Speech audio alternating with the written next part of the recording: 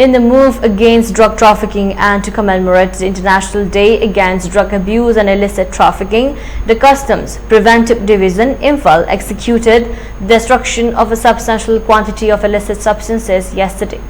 Under directive of Commissioner of Customs Preventive Shillong, Meghalaya, and as a part of India's commitment to achieving a Nasha Mukh Bharat, drug-free India, the operation saw the obliterations of 18.69 kilograms of amphetamine, 3.19 kilograms of heroin powder, and a staggering 3,016.93 kilograms of ganja.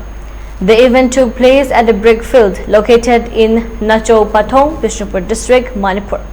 It was conducted in the presence of high-level committee formed by Custom Commissionerate, which included the chairman and other members.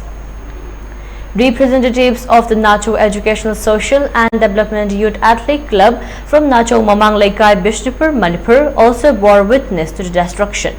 The disposal operation was executed by the disposal branch of the Imphal Custom Division, underscoring the government's unwavering stance against drug proliferation.